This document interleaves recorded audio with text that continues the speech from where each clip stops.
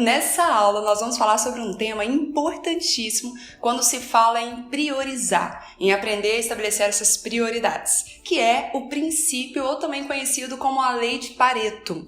Quando a gente aprende e entende bem o conceito da lei de Pareto, a gente aprende também a dizer não a economias burras. E nós vamos falar sobre esses dois temas importantíssimos para a gente conseguir vencer bem o primeiro P da produtividade, que é o P, prioridade.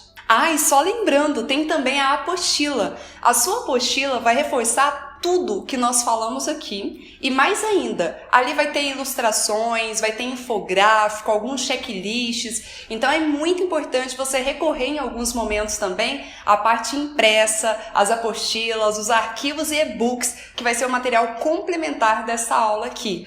Lá, por exemplo, você vai ver algumas atividades do seu dia a dia que podem ser substituídos, porque são atividades extremamente operacionais, são atividades consideradas como ingratas, elas não agregam muito valor à sua vida, à sua carreira, e você pode substituir essas atividades pelo que eu chamo de atividades recompensadoras. São aquelas atividades que vão trazer algum lucro, em algum sentido, não só no sentido financeiro, mas em sentido de resultado, de eficácia para a sua vida. Então, toda essa ilustração, toda essa imagem com colunas ali, você vai ter no seu material complementar também. Então vamos logo falar sobre o que é esse tal de princípio ou lei de Pareto. Pareto é o sobrenome de um economista italiano que, a partir de muitos estudos, de muitas pesquisas, ele chegou a uma conclusão bem interessante. Olha o que ele descobriu. Ele descobriu que 20% das causas são responsáveis por 80% dos efeitos, das consequências. Ou seja, ele criou uma lei de 80-20, super famoso no mercado, no meio empresarial, e pode parecer ainda confuso, né? Causa, efeito, o que é isso? É mais ou menos assim. Em alguns dos estudos dele, ele percebeu que 80% da renda da população está concentrado apenas nas mãos de uma minoria, ou seja, nas mãos de 20% da população. Beleza, isso não é novidade para ninguém, né? É o famoso desigualdade social, que todos nós falamos muito e às vezes até defendemos esse meio político, econômico.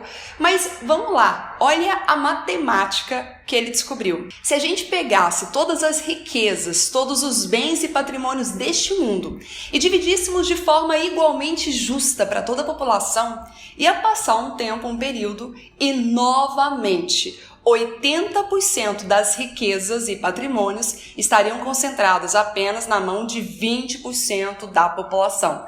Então isso aí é uma lei, como a lei da gravidade. Ele vai acontecer e isso é só questão de tempo. E ele percebeu que a lei de Pareto do 80-20 funciona em outros mercados, em outras áreas também. Por exemplo, 20% das ações que a gente faz são responsáveis por 80% do desmatamento, por exemplo. Isso no mercado, nas empresas, é muito comum, porque você sabia que 80% do lucro, do faturamento, das vendas de uma empresa vem a partir de 20% dos clientes? É por isso, por exemplo, que os bancos criaram o Premier, o Personnalité, o Prime, como uma forma de dar um atendimento diferenciado, um atendimento VIP a 20% da população, que só ela é responsável por 80% das vendas, do faturamento, do lucro de um banco. Logo, merece um atendimento diferenciado, até mesmo como uma forma de fidelizar esse cliente e conseguir vender cada vez mais. Então é super interessante isso, se a gente for pensar no nosso dia a dia, você que é um empresário, você que é um líder, você que trabalha na área de vendas, quais são os 20%, pequena parte dos seus clientes que são responsáveis por 80% dos seus resultados? Merecem um atendimento diferenciado, não? É uma forma de você fidelizar e reter esses clientes. E aí a gente percebe que isso é algo totalmente aplicável também dentro da produtividade, dentro da nossa gestão do tempo. Você sabia que apenas 20% do que a gente faz durante o dia, dentro das nossas 24 horas, apenas 20%, são responsáveis por 80% dos resultados que nós temos? Ou seja, se a gente for parar para refletir e analisar um pouquinho mais sobre isso, a gente vai perceber o seguinte, que 80% das coisas que a gente faz, eles são menos significativos, são menos impactantes.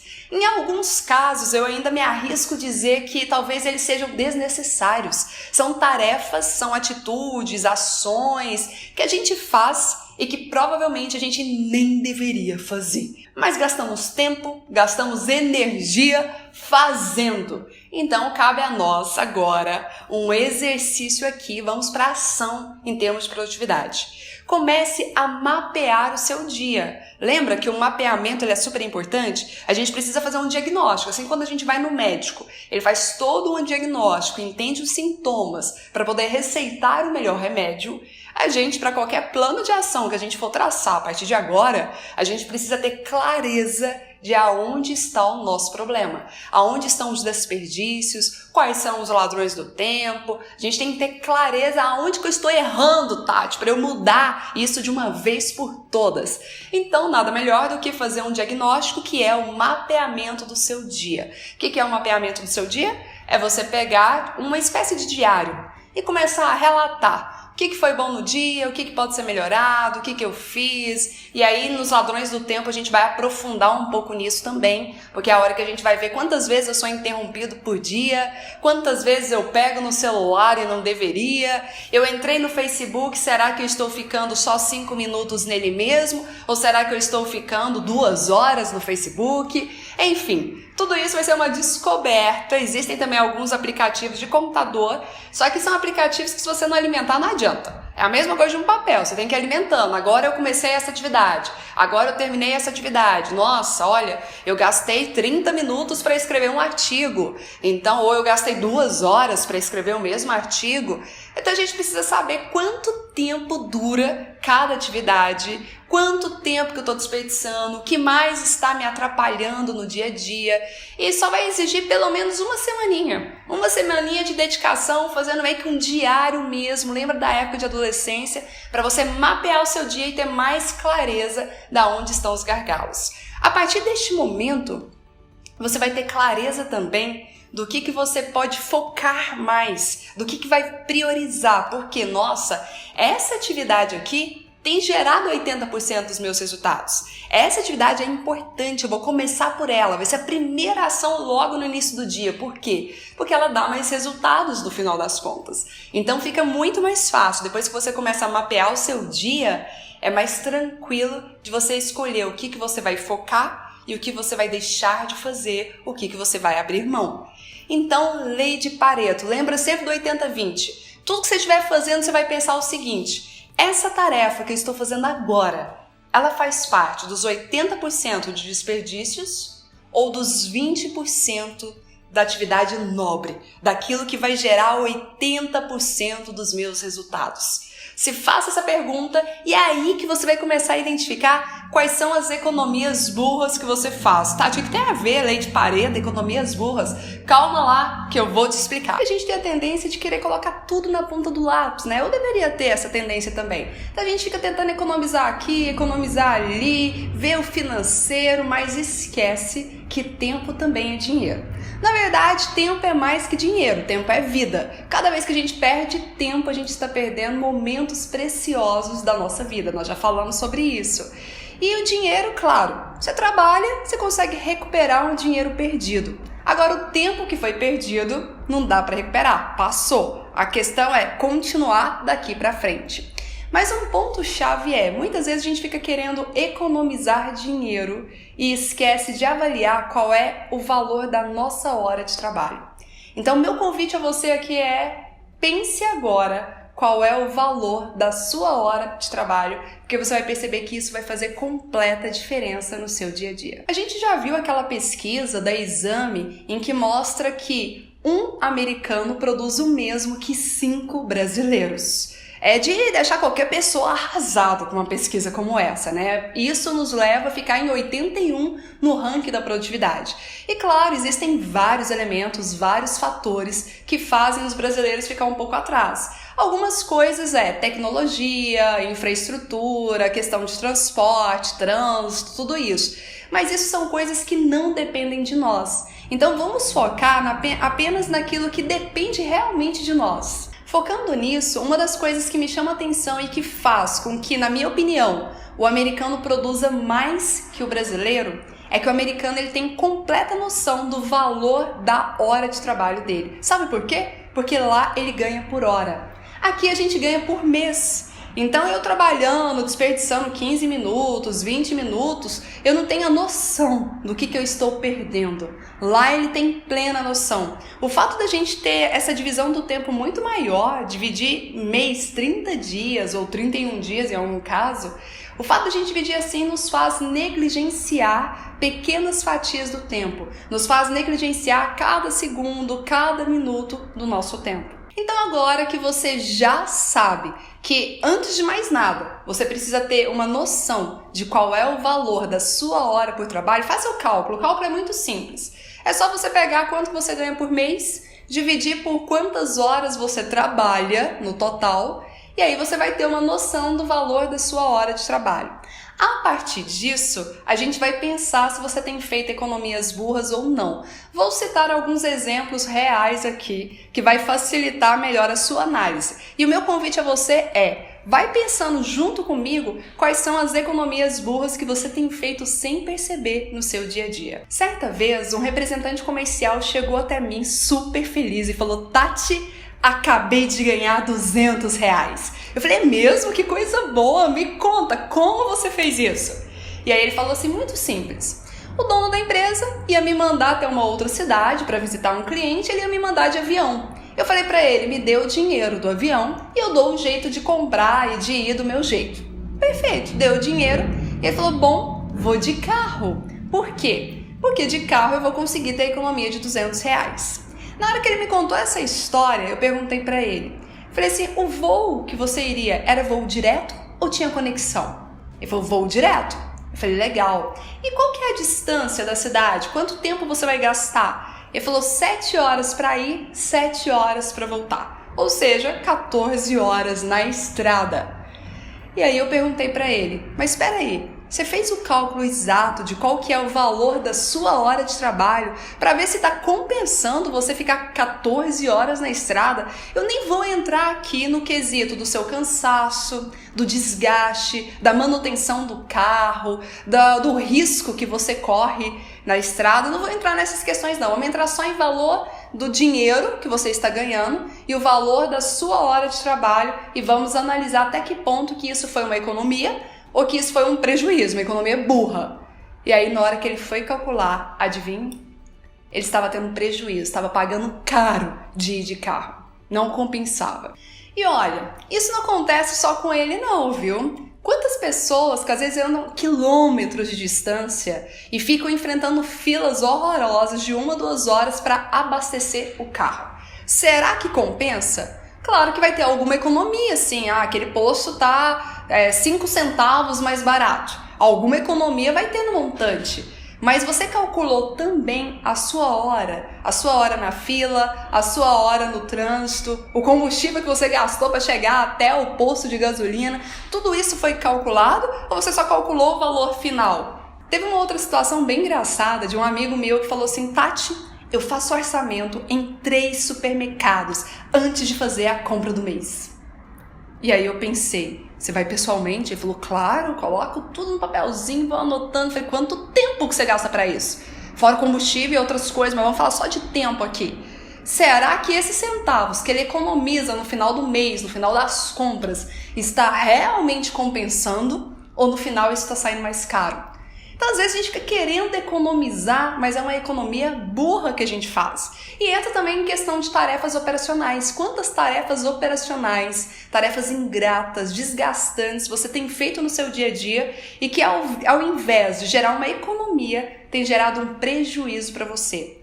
Eu, em casa, antigamente, eu passava o meu sábado o dia inteirinho lavando roupa. Sim, ia pagar alguém para lavar. Primeiro que não ia lavar tão bem como eu. Segundo, poderia estragar alguma roupa ali. Terceiro, porque é economia, né? Vou pagar ninguém não, eu mesmo consigo fazer. Eu ficava lavando as roupas. No final do dia eu tava cansada, porque eu limpava a casa, fazia um monte de coisa, de serviços ingratos. São ingratos porque você faz um dia, no outro dia você vai ter que repetir. Já suja tudo de novo. Então, nunca vence. Né? Um ciclo ali onde você sempre tem que fazer a mesma coisa e não soma, não acrescenta nada novo para sua vida. E aí eu comecei a perceber, eu falei, gente, Peraí, no início da minha carreira, que eu ganhava menos, eu tinha que fazer isso, até porque eu não tinha muita opção de pagar alguém mesmo. À medida que eu fui estudando, que eu fui lendo muitos livros, que eu fui crescendo na minha carreira, crescendo na profissão, meu salário foi aumentando aos poucos também. O que aconteceu?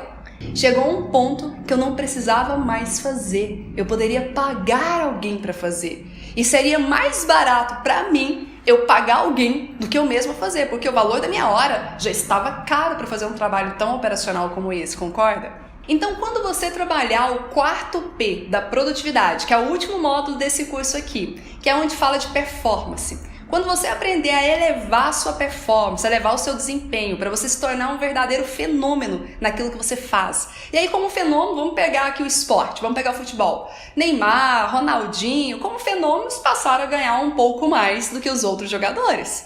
E esse um pouco mais permitiu também algumas mordomias, algumas regalias. Esse é o nosso objetivo, é transformar o seu tempo em ouro. Nosso objetivo é fazer a sua hora valer mais. E quando você se tornar esse profissional mais raro, esse profissional mais valioso, terão algumas coisas operacionais que mesmo que você goste, você não precisará fazer. E aí você vai poder escolher isso. O que eu posso delegar? O que eu posso terceirizar para outras pessoas? Eu tô com dó de gastar alguém para vir limpar minha casa, eu mesmo consigo. Tudo bem, você consegue, mas você não precisa fazer isso. Você é uma pessoa cara para fazer um trabalho tão operacional como esse.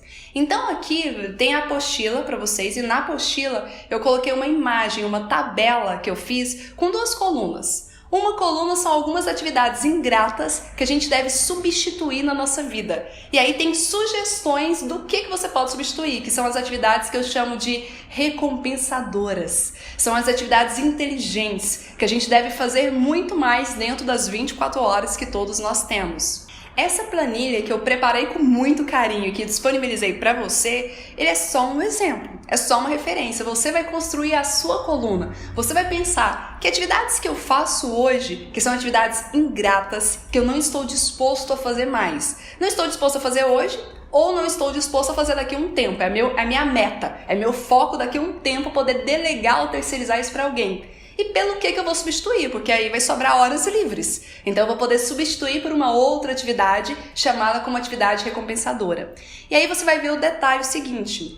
Nessas colunas eu coloquei na minha visão, na minha opinião. Por exemplo, eu substituí lá cozinhar por brincar com os filhos. Ai, Tati, mas eu adoro cozinhar. Então tá liberado. Se cozinhar para você é um hobby, todo profissional de sucesso, ele tem tempo dedicado a um hobby. Você tem que ter tempo a isso mesmo, você tem que fazer aquilo que você gosta. Se isso faz parte da sua paixão, se você ama fazer isso, faça. Eu só falo que a atividade passa a ser ingrata quando ela é uma atividade chata, maçante, ela vai te desgastar física e emocionalmente. Aí sim você vai precisar delegar ou terceirizar para alguém.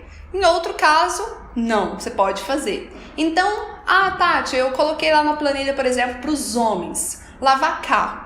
Lavar carro às vezes vai sair caro. Esses dias eu estava saindo de casa, meu vizinho estava lavando o carro, 2 horas depois eu voltei, ele continuava lavando o carro, saí de novo, ele continuava lavando o carro. Eu falei, meu Deus, vai gastar o final de semana dele inteiro só fazendo isso. O detalhe é, se isso para ele for um prazer, se isso para ele for um hobby, tá liberado, faça mesmo. Agora, se for chato, se eu faço por obrigação, se eu faço porque não tem outra alternativa, eu tenho que fazer mesmo, não compensa ele pagar um lava-jato e lavar esse carro? É muito mais rápido, muito mais econômico, vai ser uma pessoa mais especializada, ter os equipamentos certos para isso. Então é esse ponto que a gente vai precisar avaliar nas nossas tomadas de decisão. Outro ponto também que eu quero te preparar, que você pode assustar na hora que você visualizar essa planilha, é o seguinte. Lá na planilha eu coloco algumas questões da vida pessoal linkada a filhos, né? Então eu coloquei a opção assim, você pode substituir, ao invés de levar o seu filho na escola, você contrata uma van, um motorista, um Uber, sei lá como você vai fazer. Você vai delegar isso ou terceirizar para alguém e você vai usar essa hora de levar o filho para a escola, buscar tudo, para fazer uma academia. E aí não tem desculpa, né? Agora você arrumou hora para atividade física, que é extremamente importante para a sua saúde e para o seu bem-estar. Aí algumas pessoas falam, mas Tati, levar o filho para a escola é algo importantíssimo. Como que você me sugere uma coisa dessa? É uma hora que eu interajo com meu filho, pergunto como que foi o dia, como que foi a escola, como que eu poderia delegar um momento ao lado do meu filho. Se você enxerga dessa maneira, tá tudo bem, leve seu filho na escola. Eu só dei essa sugestão para aquelas pessoas que não sabem aproveitar esse momento.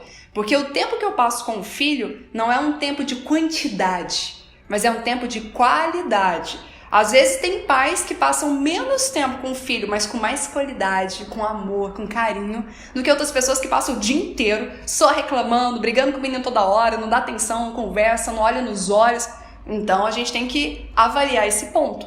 Por exemplo, se você é um pai que odeia trânsito, odeia dirigir, sai sempre atrasado e sai xingando todo mundo no caminho, é melhor você não levar seu filho na escola, senão ele vai ficar até traumatizado com essa situação. É um mau exemplo que você está dando para ele. Além do que, se o filho ficar o tempo todo só no celular e nem interagir com você, não faz muito sentido só estar do lado, né? Ele só está no celular. Então é melhor uma van, um Uber ou outro meio de transporte.